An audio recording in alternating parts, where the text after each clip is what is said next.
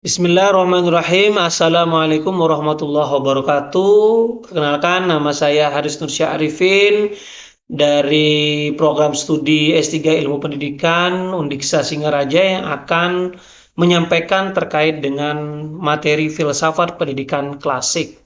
Ya, yaitu ini peta konsep yang telah kami susun, yang mana kita akan ada 3 pokok utama pembahasan pada kesempatan kali ini, yaitu yang pertama adalah prinsip utama pendidikan klasik, lalu yang kedua tokoh-tokoh dari filsafat klasik, dan yang ketiga adalah tujuan dari pendidikan klasik.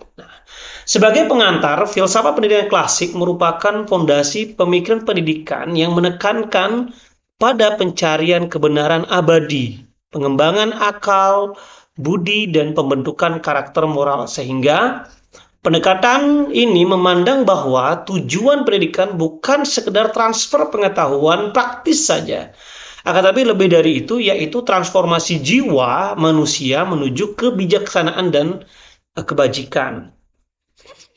Yang berikutnya, ada beberapa prinsip utama dalam pendidikan klasik. Yang pertama adalah nilai-nilai universal dan kebenaran abadi. Lalu yang kedua, ada pengembangan akal budi atau rasionalitas, seperti kemampuan berpikir kritis, lalu bernalar logis, dan dapat merenungkan makna hidup yang menjadi fokus utama. Lalu yang berikutnya adalah pembentukan karakter moral, di mana pendidikan klasik di sini tidak dapat memisahkan antara pengetahuan dan moralitas. Kenapa? Karena tujuan pendidikan itu sebenarnya adalah membentuk individu yang tidak hanya cerdas, tetapi juga bermoral tinggi. Dan yang terakhir adalah terkait dengan kurikulum liberal arts, yaitu yang pertama yang berbasis pada trivium, yaitu gramatika, logika, dan retorika, serta quadrivium yang berkaitan dengan aritmatika, geometrik, musik, dan astronomi.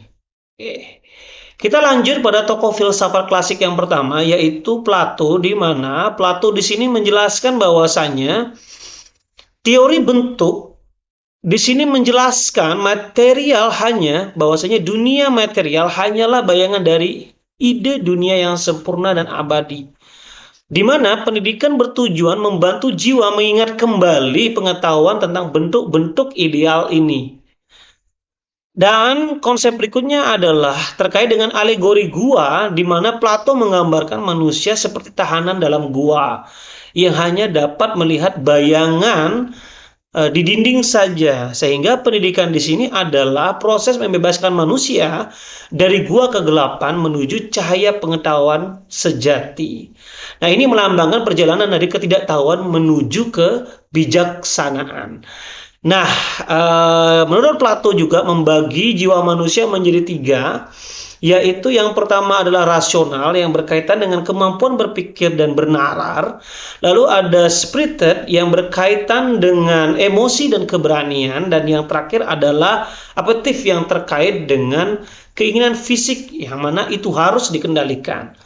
Lalu yang berikutnya adalah tokoh yang kedua, Aristoteles, di mana eudaimonia atau kebahagiaan dan kesejahteraan itu merupakan tujuan akhir dari pendidikan.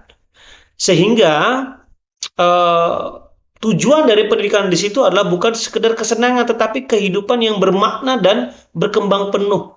Nah, ini dicapai melalui pengembangan kebajikan dan realisasi potensi dari manusia itu sendiri. Lalu yang kedua ada golden mean atau biasa dikenal dengan doktrin jalan tengah, di mana Aristoteles mengajarkan bahwa kebajikan berada di tengah-tengah antara 2 ekstrim, yaitu contohnya adalah keberanian berada di antara ketakutan dan kecerobohan, di mana pendidikan melatih siswa menemukan keseimbangan ini.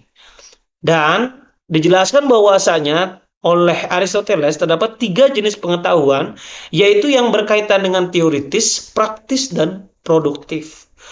Lalu yang berikutnya yaitu adalah konsep filsafat klasik, yaitu dari Confucius, di mana yang pertama konsep Ren atau kebajikan atau kemanusiaan, Yang mana Konfusius di sini menjelaskan bahwasanya Ren di sini adalah cinta kasih dan kepedulian terhadap sesama. Lalu yang berikutnya adalah Ri yang berkaitan dengan ritual dan tata krama, di mana Konfusius menekankan pentingnya ritual, etika, dan tata krama dalam membentuk karakter. Lalu yang berikutnya ada Junzi, di mana tujuan pendidikan di sini adalah membentuk Junzi atau manusia yang memiliki budi pekerti yang luhur melalui memiliki pengetahuan yang luas, lalu berbudi pekerti luhur, bertindak dengan integritas, dan yang keempat adalah mengutamakan kebenaran di atas kepentingan pribadi dan menjadi teladan bagi masyarakat. Dan yang terakhir adalah xiao, yaitu berbakti kepada orang tua, ya, berbakti kepada orang tua. Nah, ini adalah pemahaman konsep pendidikan oleh Konfusius.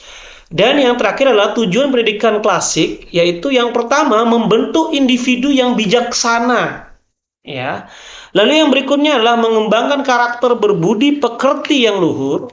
Lalu yang ketiga, menumbuhkan pengetahuan yang luas. Dan yang keempat, mempersiapkan warga negara yang bertanggung jawab. Dan yang terakhir adalah mengembangkan kemampuan berpikir kritis. Sehingga kesimpulan dari pembahasan kita pada kesempatan kali ini, yaitu filsafat pendidikan klasik dari Plato, Aristoteles, dan Konfusius menawarkan visi pendidikan yang komprehensif dan transformatif. Di mana ketiga tokoh ini, meskipun dari tradisi yang berbeda, berbagi keyakinan bahwa pendidikan sejati harus membentuk manusia yang seutuhnya, yaitu adalah manusia yang bijaksana, bermoral, dan berpengetahuan luas.